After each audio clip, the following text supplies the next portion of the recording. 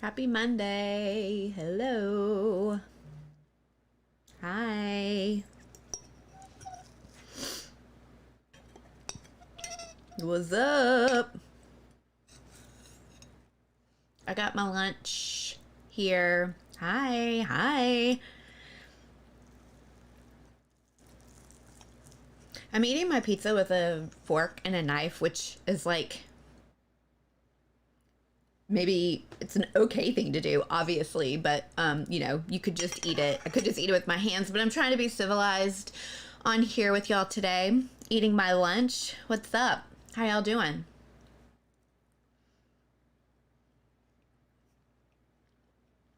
Hi.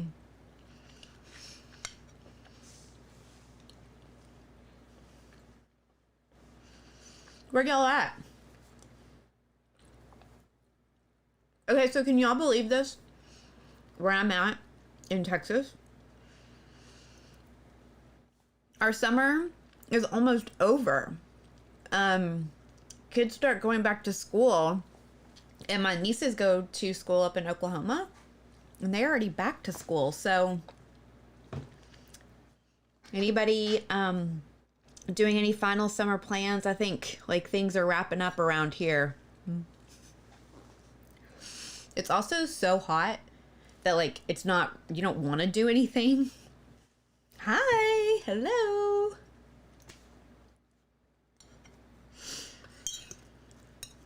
You're in Nashville. School started last Friday. Okay, so you've been back at it. Nashville is probably really humid, huh? And like hot. I bet it gets gross there, like it does here. Ooh, on TikTok, Austin Majesty is going to a local amusement park one last time. That's fun. I have not been to an amusement park in probably, it's been a few years. I love roller coasters. I just haven't I don't know. I think the older I'm getting, the more of a chicken shit I become. I hate to admit that, but you just don't ride roller coasters the same sometimes. Child is in school, the house is back to yourself, so that might feel good, right? A little bit of like you can breathe, you have some space. You're in Georgia, and you started back to school too. So see, summer is like, it's over. I mean, I know like officially it's not, but it is. Okay, where you're at, the Caffeinated Sloth school doesn't start until September 1st. That's amazing. Ooh, a state park. That's fun. I like that. Get out, go to a state park, get some nature.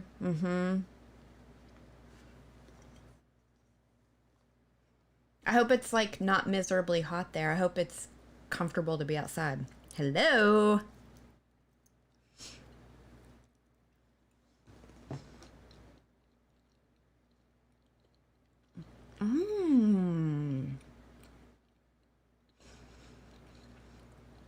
So in Georgia, partial year round, every 6 weeks they get a week off.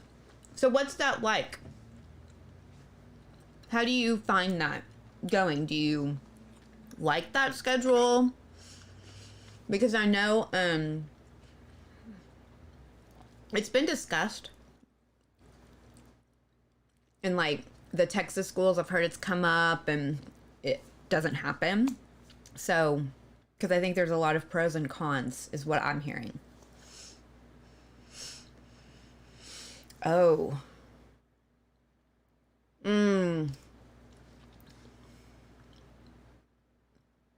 heat does, being alone does make it hard. And I think that the the schedule's changing, going back to like that more consistent regular school routine can feel really good, but also I think it can feel really hard. There's a lot of expectation that comes with like getting back on track and all that crap, and it's been hard to it's been hard to kind of get up and going. And then to be alone in the house after so long of not being alone, find support. Please find people who like you can relate to, who get you. Find some eating disorder recovery support groups. The Recovery Academy, has one. We're about to do it. We meet after this. There are all kinds of other groups if that doesn't work for you, but I would suggest finding some kind of support. Just, people you can reach out to when you're feeling lonely. Oh, it's hot in Wisconsin. Ugh. We can't party in the heat like the South. I mean, we don't party. Well, okay, people certainly do, but I don't. So I swear to God, y'all, that it has gotten hotter. And like, this is my own personal experience with living in this area of Texas most of my life, that I used to be like a sun goddess. I know that's not good anymore, but I was like that, put on the oil, lay out during, peak sun time, and I knew when to catch the best, sun rays, and I could lay out. That's all I wanted to do, right? Every day, all day. I cannot lay out here for more than 5 minutes. It sucks. It's so hot. It does suck your soul. It does. I'm sorry. Ugh. So we don't party in it either. People do. I know. And it's not comfortable here either. Finding childcare is hard too, and that's a huge stressor too, right? Like, it's this weird thing of like the world's going back to, I don't know what, people are going back to work and school in some kind of way, and it's hard. People still aren't back 100%. People still can't be back 100%, and I think there's just a lot of like pressure to get back to life and back to the world. So I'm hearing a lot of anxiety as we roll into a new school year. You've been there 3 times this summer in Wisconsin, Minnesota. Oh, and it's hotter.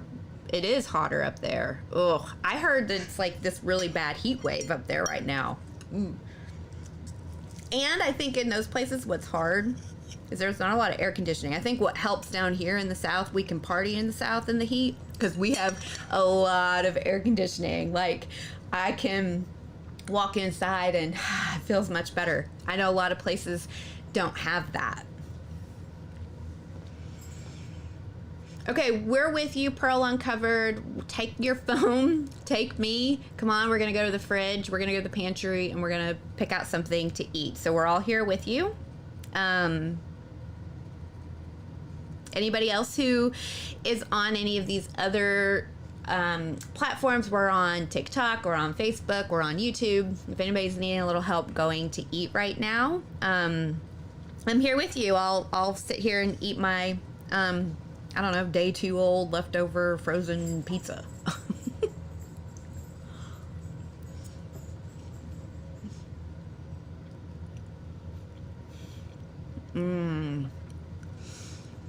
Being home alone because of COVID. Well, we're here with you right now, and I'm glad you joined.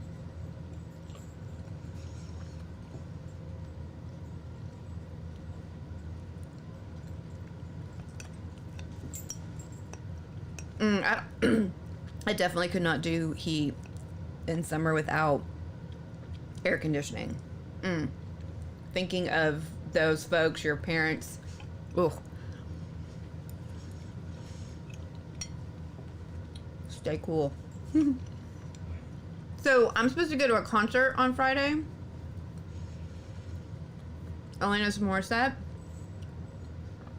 We were planning to go to this concert like 2 years ago, and then COVID happened.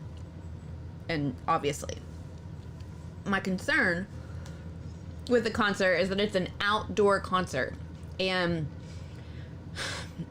this venue is really, really awesome. It has this beautiful lawn, and then of course it's got like a, like a seated pavilion section, and amazing bands and amazing concerts and shows happen at this venue. But I never understand why people play at this place. in July, August, and September, because every single time whoever is on stage, they will say inevitably between every single song, fuck, it's hot here, or some kind of like, it's hot. We know it's hot. Why are you here in August? Like, anyway, so we always pay to go sit on the lawn or go to sit and sweat our asses off at these concerts, and they're really fun, and the Alanis Morissette concert will be really fun, but I'm always like, it's so hot and I don't want to sit outside. Does that make me a bad person?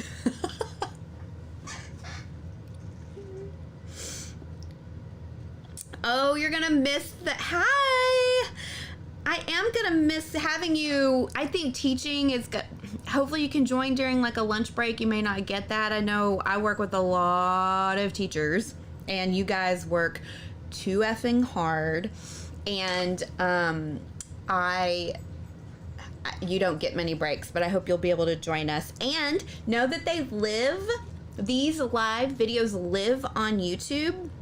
I know it's not the same as being here together, but whenever any one of you get a break, right, you can, and you want to, like, you're needing help, you're having a hard time, go to YouTube. There's a ton of these videos.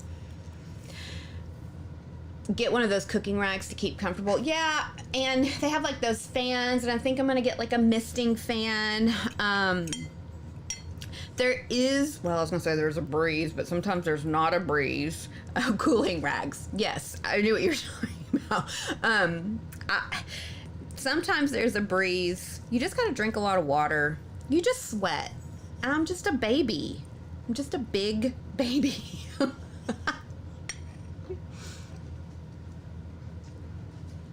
sweating? I hate sweating. Yeah, it's gross. Michael, my partner, just came by. He's like, "You're sweating?" I'm like, "Yeah, it's gross. I hate it." Turn the AC No, down. I'm not hot now. I'm saying at the concert. Oh. Yeah. You already bitched about the concert? God. I'm just telling them how hot it's gonna be at Alanis Morissette, but it's gonna be awesome. So I'm gonna go. I'm just gonna sweat my ass off. Yay, yes, YouTube. You're in school to be a therapist. You have no time. So does that mean you're doing like practicum yet? I remember when I was in grad school, I was working, I waited tables, and I had a practicum internship, which was like a full-time thing. And then you're in these classes. It's a lot. So take care of yourself. You're welcome.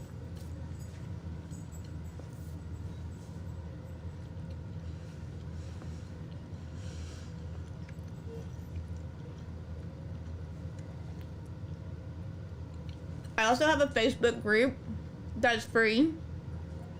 And that's full of people in recovery. So like if you're having a hard time, you're struggling, lots of people get support and help in that group. I facilitate it. I share resources in that group. It's called Body Image Hope or Unfuck Your Body Image. So the best way for you to find that Facebook group is if you go to recovery-academy.com.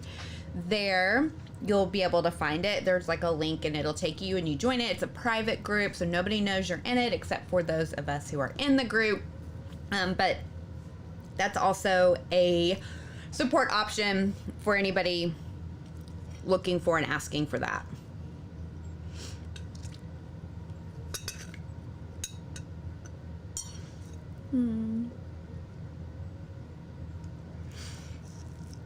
What have y'all got going on today on this Monday? Do we have busy? Well, people are back in school, so it's probably really busy, huh? It's gonna start getting really busy once it starts around here. There'll be football and all kinds of basketball, volleyball, band. Things get wild.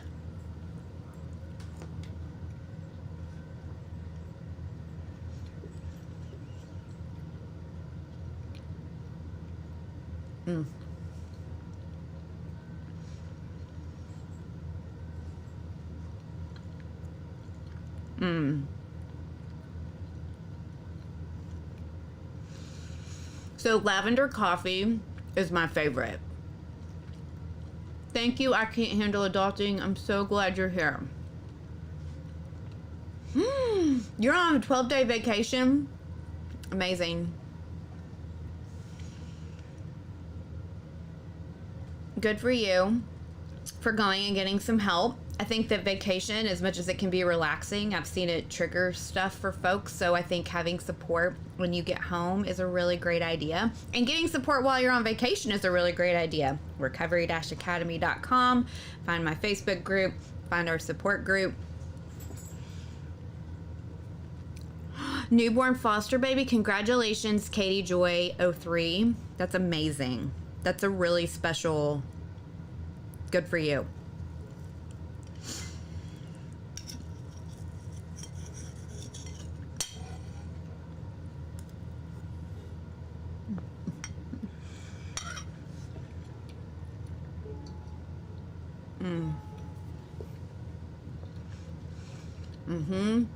Yes, y'all are doing, yes, I'm so, anyone getting support,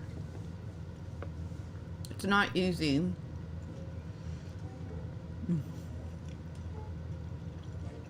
Grocery shopping. Okay. You got this.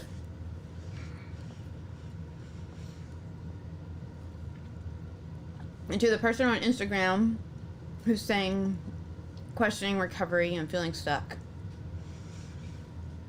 you don't have to eat perfectly. You don't. And so when you go to the grocery store, it is okay to think about and know that you deserve care. And so it's worth the effort and the time and the energy to go take care of yourself. It's a great act of self-care to go to the grocery store, and that what you eat and what you get, as long as you have food to fully like give you like the energy, right, to like get you through the day and get you through however long you shop for, that's okay. And if you need to go back to the grocery store, again, it's okay if you forget something. It's okay if you don't get something right. If you know, like, we get so obsessed about eating perfectly, even in recovery. And I think that in a way is kind of anti-recovery, honestly, because it's not about being perfect. It's really about how are you showing up for yourself and honoring and taking care of yourself throughout the day in those moments, right? How can you be more compassionate, more understanding with yourself, and give yourself permission to take care of yourself? I know it sounds really simple. It's not that simple, but I go into all of that and break down sort of what those like step-by-step process are in recovery in a free course, actually, again, at recovery-academy.com. Can you recover without treatment?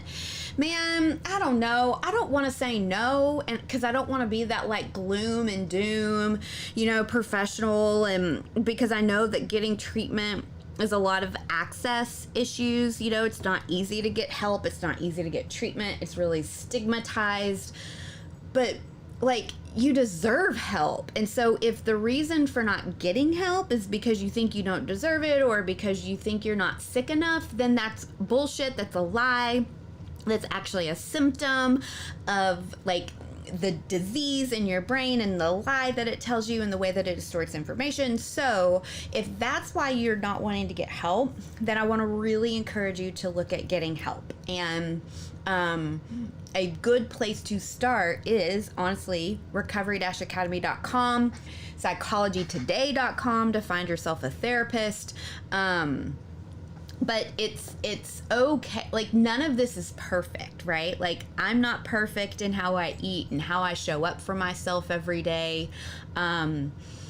It's hard to be prepared for eating, you know, like every day, all day. So we do the best that we can to try to be prepared, but then give ourselves flexibility and grace that life is going to throw us curveballs and things aren't going to always go to our plan. And it's okay to be flexible, and it's okay to, you know, change the plan with, you know, food, or, you know, how we were planning to show up for ourselves, nutritiously. how can you explain to your mom that I'm trying? But you do need your mom's support. And that's a really hard one. And sometimes it helps getting like a therapist, getting a professional, a doctor, a school counselor, another like close family friend, another adult. Sometimes it takes them also advocating for you. I would send your mom to my YouTube channel. I have a bunch of educational videos on YouTube. Again, Recovery-Academy is a great place for you or a parent to get information on eating disorders, just to help kind of be like, hey, it's not what you think it is, and here's what you can do to kind of like help normalize it and destigmatize it.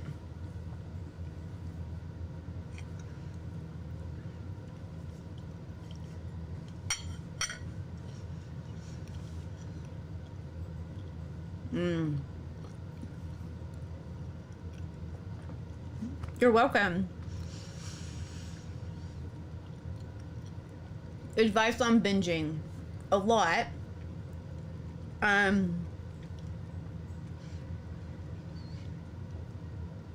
Binging is usually a symptom of restriction or having some kind of rules, and so the go-to kind of like short answer in this live, in this moment, check out intuitive eating. Join my Facebook group. Check out recovery-academy.com, where I kind of break down binge eating more, and give more like specific tips and tools and tricks to how to help you not restrict, or how to reframe diet rules, and how to like learn hunger cues and fullness cues, because that's a lot of it too, right? Is knowing when it's time to eat and knowing when it's time to stop eating, what those cues look like and feel like. Is it normal to want to not give up your eating disorder? Absolutely. It's very hard to do, and there are a lot of psychological reasons for that, but really, honestly, it's a brain disease too, and as much as the brain can change and adapt and has neuroplasticity, right? Restriction and eating disorders damage the brain, but again, that can be like healed and treated, but it's also like a brain issue, so it feels like it's really stuck because you're having to almost like rewire your brain, and that can take a lot of time and practice and effort and energy, because you're like really telling your brain how to grow a new way of like thinking and doing and behaving in the world. So with ARFID. Yes. So a therapist can be, or a nutritionist can be really helpful for ARFID. And it's a lot of like,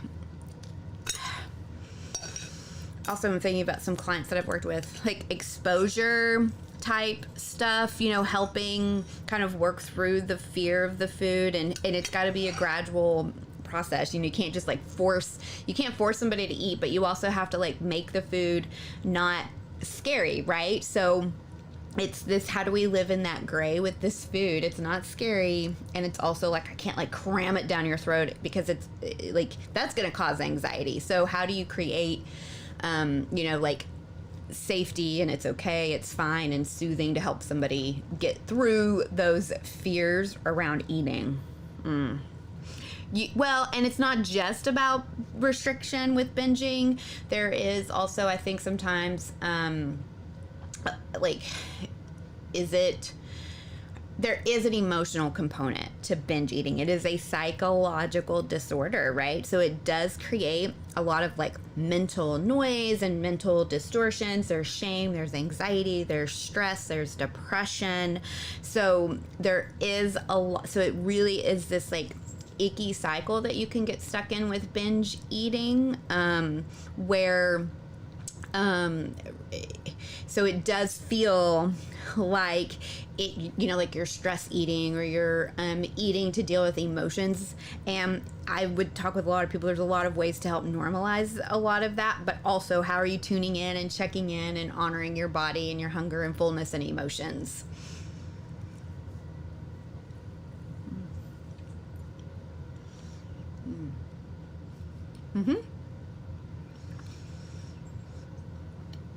Hi, Charlie Lou. Great question. And I don't think it's your diagnoses and your condition that is always the reason for the eating disorder, like feelings and symptoms. So our emotions affect our body, truly, right? Like when you're sad, when you're anxious, you have a physiological response to that. So if you're in emotional distress, your hunger cues are going to be different. And it's about also learning how to take care of your body and keep your body like grounded and safe and okay to help you with those hunger and fullness cues. So is it normal to not be able to eat when you're experiencing symptoms? I think that our appetite gets really icky and challenging in those moments. So yes, I think it does make it more complicated.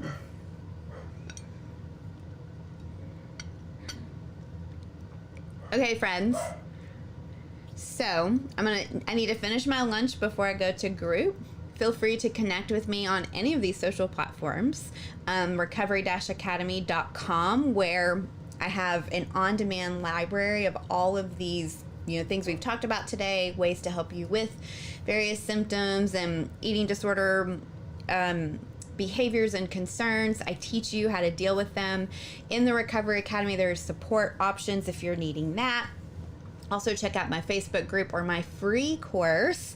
All of that for you is at recovery-academy.com. You're welcome, Pearl Uncovered. And I should be back next week. I anticipate being here. Technology is sometimes a thing, but we work through it. So y'all take care and happy Monday. I'll see y'all soon.